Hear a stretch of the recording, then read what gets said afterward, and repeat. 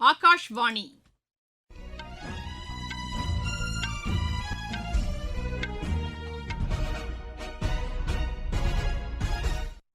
செய்திகள் வாசிப்பவர் சுமித்ரா ரத்னம். தலைப்புச் செய்திகள்: விளையாட்டுத்துறையின் வளர்ச்சிக்காக மத்திய அரசு மேற்கொண்டு வரும் நடவடிக்கைகளுக்கு உரிய பலன் கிடைத்து வருவதாக குடியரசுத் தலைவர் திருமதி திரௌபதி முர்மு கூறியுள்ளார்.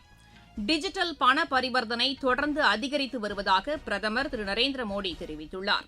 நாடு முழுவதும் சமையல் எரிவாயு விநியோகம் சீராக நடைபெற்று வருவதாக எண்ணெய் நிறுவனங்கள் அறிவித்துள்ளன.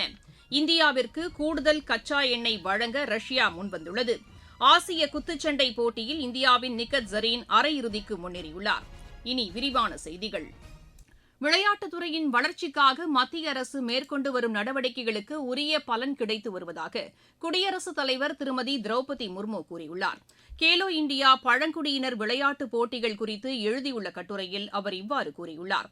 கேலோ இண்டியா விளையாட்டுப் போட்டிகள் இளையோரின் திறனை கண்டறிந்து அவர்களுக்கு சர்வதேச வாய்ப்புகள் கிடைக்க உதவியுள்ளதாக அவர் குறிப்பிட்டுள்ளார். சர்வதேச போட்டிகளில் இந்தியா தற்போது முத்திரை பதித்து வருவதாகவும் அவர் தெரிவித்துள்ளார். இதன் மூலம் விளையாட்டுத் துறையில் இந்தியா வல்லரசாக விரைவில் உருவெடுக்கும் என்றும் திருமதி திரௌபதி முர்மு அந்த கட்டுரையில் கூறியுள்ளார். டிஜிட்டல் பண பரிவர்த்தனை தொடர்ந்து அதிகரித்து வருவதாக பிரதமர் திரு நரேந்திர மோடி கூறியுள்ளார். சமூக வலைதளத்தில் இதனை தெரிவித்துள்ள அவர், கடந்த மாதத்தில் மட்டும் 2200 கோடி டிஜிட்டல் பண பரிவர்த்தனைகள் நடைபெற்றுள்ளதாக குறிப்பிட்டுள்ளார். இது தொடர்பாக வெளியான கட்டுரையையும் பிரதமர் அதில் பகிர்ந்துள்ளார். இதற்கிடையே புதுச்சேரி சட்டப்பேரவை தேர்தலையொட்டி திரு நரேந்திர மோடி இன்று தீவிர வாக்கு சேகரிப்பில் ஈடுபட்டார். அஜந்தா சிக்னல் முனையத்திலிருந்து ராஜா திரையரங்கு சிக்னல் வரை திறந்த வாகனத்தில் அவர் வாக்கு சேகரித்ததாக எமது செய்தியாளர் தெரிவிக்கிறார். புதுச்சேரி அஜந்தா சிக்னலில் இருந்து தொடங்கிய இந்த ரோட் ஷோ பேரணியானது சுமார் 1 கிலோமீட்டர் தூரம் சென்று காமராஜர் சிலை அருகே நிறைவு பெற்றது. இந்த ரோட் ஷோவில் திரு நரேந்திர மோடி அவர்கள் திறந்த வேனில் ஏறி நின்று கூட்டணி கட்சி வேட்பாளர்களுக்காக தீவிர வாக்கு சேகரிப்பில் ஈடுபட்டார். மாலை 4:40 மணி அளவில் தொடங்கிய இந்த ரோட் ஷோவானது 5:15 மணி அளவில் நிறைவு பெற்றது. திரு நரேந்திர மோடி அவர்கள் கலந்து கொண்ட இந்த ரோட் ஷோவுக்கு உற்சாக வரவேற்பளித்தனர். ரோட் ஷோ முடிந்த பின்னர் திரு நரேந்திர மோடி அவர்கள் ஹெலிகாப்டர் மூலம் சென்னை புறப்பட்டு சென்றார். கந்தன் கருணாகரன். நாட்டின் வணிகம் 95% கடல் வழியாக நடைபெறுவதாக பாதுகாப்புத்துறை அமைச்சர் திரு ராஜ்நாத் சிங் கூறியுள்ளார்.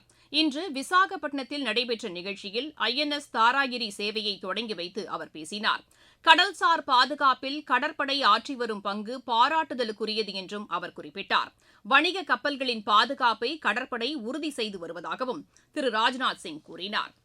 ரயில்வேயின் செயல்பாடுகள் குறித்து அத்துறைக்கான அமைச்சர் திரு அஸ்வினி வைஷ்ணவ் இன்று அதிகாரிகளுடன் ஆய்வு மேற்கொண்டார்.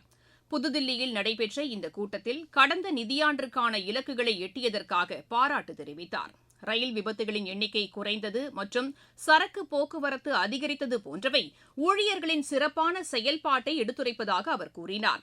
ஏழை மற்றும் நடுத்தர மக்களின் நலனுக்கு ரயில்வே உயர் முன்னுரிமை அளித்து வருவதாகவும் அவர் கூறினார்.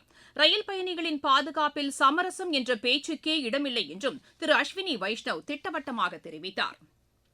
துறைமுகம் சார்ந்த வளர்ச்சிப் பணிகளுக்கு மத்திய அரசு கூடுதல் முக்கியத்துவம் அளித்து வருவதாக கப்பல் போக்குவரத்துத்துறை அமைச்சர் திரு சர்பானந்த சோனோவால் கூறியுள்ளார். சமூக வலைதளத்தில் இதனை தெரிவித்துள்ள அவர், குஜராத்தில் உள்ள தீன்தயாள் துறைமுக ஆணையத்தின் வளர்ச்சிப் பணிகளுக்காக 132 கோடி ரூபாய் ஒப்புதல் அளிக்கப்பட்டுள்ளதாக குறிப்பிட்டுள்ளார். துறைமுகங்களை இணைப்பதற்கான சாலை கட்டமைப்பு வசதிகளை மேம்படுத்துவதற்கான மத்திய அரசின் உறுதிப்பாடு இதனை வெளிப்படுத்துவதாகவும் திரு சர்பானந்த சோனோவால் கூறியுள்ளார்.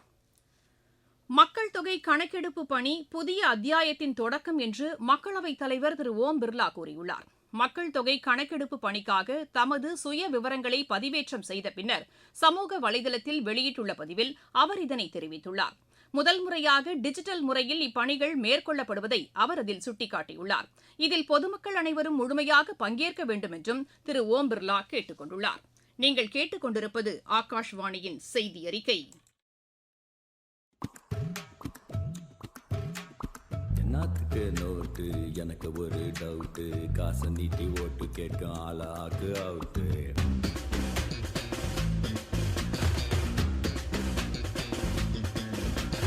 ஓட்டு நம்ம உரிமை, உணர்ந்துக்கிட்டா பெருமை, காசை வாங்கி ஓட்டு போட்டா தீந்துடுமா வறுமை.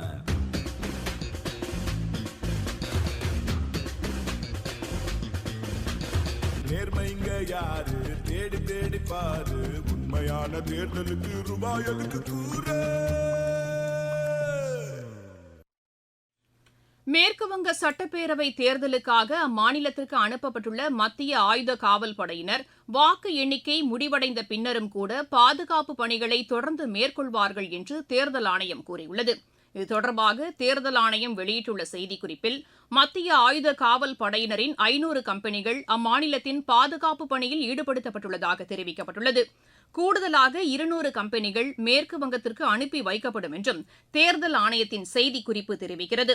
இதற்கிடையே அம்மாநிலத்தின் மால்டா மாவட்டத்தில் வாக்காளர் பட்டியல் சிறப்பு தீவிர திருத்த பணிகளை மேற்கொண்டபோது நீதித்துறையைச் சேர்ந்த அதிகாரிகளை பிடித்து வைத்தது தொடர்பாக தேசிய புலனாய்வு அமைப்பு விசாரணையை தொடங்கியுள்ளது.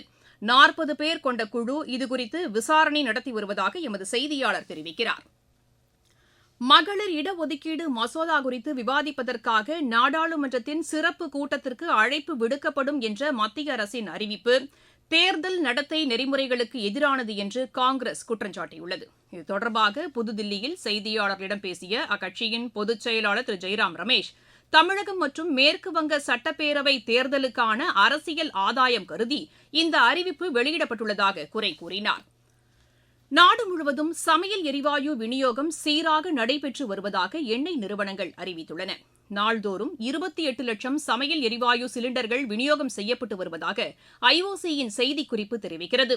சமையல் எரிவாயு சிலிண்டருக்கான முன்பதிவினை டிஜிட்டல் முறையில் மேற்கொள்ளுமாறும் அதில் வலியுறுத்தப்பட்டுள்ளது. சமையல் எரிவாயு சிலிண்டர்களை பதுக்குவோர் மீது கடும் நடவடிக்கை எடுக்கப்படும் என்று ஐஓசி எச்சரித்துள்ளது. இது தொடர்பாக 7500க்கும் மேற்பட்ட இடங்களில் சோதனை மேற்கொள்ளப்பட்டதாகவும் 141 எரிவாயு விநியோகஸ்தர்கள் மீது நடவடிக்கை எடுக்கப்பட்டுள்ளதாகவும் ஐஓசி அந்த செய்திக்குறிப்பில் தெரிவித்துள்ளது. தமிழகத்தில் சமையல் எரிவாயு சிலிண்டர் விநியோகம் சீராக உள்ளது தொடர்பான காணொலியையும் ஐஓசி நிறுவனம் சமூக வலைதளத்தில் பகிர்ந்துள்ளது. என் பேரு கோமதி. நான் காஞ்சிபுரம் கஜன் ஏஜென்சில இருந்து கேஸ் புக் பண்ணிட்டு இருக்கேன். நான் புக் பண்ண 3 நாள்லயே எனக்கு கேஸ் ஈஸியா கிடைச்சிருச்சு. இந்தியன் கேஸ் சர்வீஸ் நல்லா இருக்கு. சேலம் மாவட்டம் ஆத்தூர்ல இருக்கோம். சிபி இந்தியன் கேஸ்ல வாடிக்கையாளரா இருக்கோம். எங்களுக்கு சிலிண்டர் தீர்ந்து 4 நாள் ஆச்சு. பதிவு பண்ணணும் 3 நாள்ல எங்களுக்கு கிடைச்சிருச்சு. ஏன்னா அந்த 4 நாள்ல கிடைக்குமோ கிடைக்காதோன்னு நினைச்சிருந்தோம். எங்களுக்கு எந்த ஒரு தட்டுப்பாடு இல்லாத இந்தியன் கேஸ் உடனே எங்களுக்கு கொடுத்துட்டாங்க. எங்களுக்கு எந்த செல்வமும் இதுல இல்ல. ரொம்ப நன்றி. அமெரிக்கா ஈரான் போர் யுத்தத்தினால நமக்கு கேஸ் கிடைக்காதுன்னு பொதுமக்கள் வீதியில் இருக்காங்க. அந்த ஒரு இதுக்கு இடமே இல்லை. அந்த குறையை நிவர்த்தி செய்யும் விதமா அரசாங்கம் தெளிவான முறையில கேஸ் இறக்குமதி பண்ணி கொடுத்துட்டு இருக்காங்க.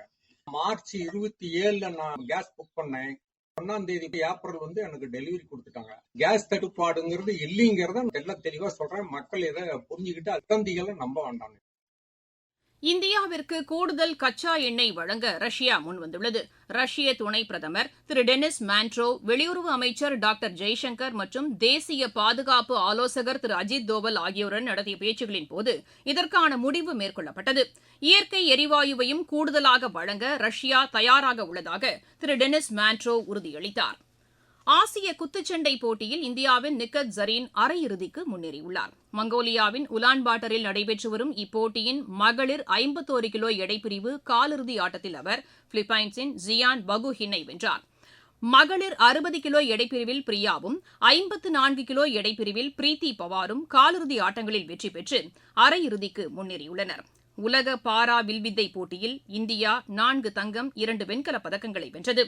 பாங்காக்கில் நடைபெற்று வரும் இப்போட்டியின் ஆடவர் இரட்டையர் பிரிவில் ஹர்விந்தர் விஜய் மற்றும் டோமன் ஷியாம் சுந்தர் இணைகளும், மகளிர் இரட்டையர் பிரிவில் ஷீதல் தேவி பாயல் நாக் இணையும், கலப்பு இரட்டையர் பிரிவில் ஷீதல் தேவி டோமன் இணையும் தங்கப்பதக்கம் வென்றன. கலப்பு இரட்டையர் பிரிவில் பாவ்னா விஜய், மகளிர் இரட்டையர் பிரிவில் பாவ்னா ராஜ்ஸ்ரீ இணையும் வெண்கலப் பதக்கம் வென்றன. ஐபிஎல் கிரிக்கெட் போட்டியில் சென்னை பஞ்சாப் இடையேயான ஆட்டம் இன்னும் சற்று நேரத்தில் தொடங்குகிறது. சென்னையில் நடைபெறவுள்ள இப்போட்டியில் டாஸ் வென்ற பஞ்சாப் அணி முதலில் பந்து வீச தீர்மானித்துள்ளது. மீண்டும் தலைப்புச் செய்திகள். விளையாட்டுத்துறையின் வளர்ச்சிக்காக மத்திய அரசு மேற்கொண்டு வரும் நடவடிக்கைகளுக்கு உரிய பலன் கிடைத்து வருவதாக குடியரசுத் தலைவர் திருமதி திரௌபதி முர்மு கூறியுள்ளார்.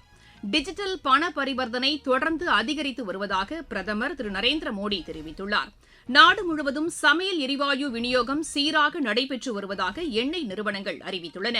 இந்தியாவிற்கு கூடுதல் கச்சா எண்ணெய் வழங்க ரஷ்யா முன்வந்துள்ளது. ஆசிய குத்துச்சண்டை போட்டியில் இந்தியாவின் நிக்கத் ஜரீன் அரையிறுதிக்கு முன்னேறியுள்ளார். செய்தியறிக்கை நிறைவடைகிறது.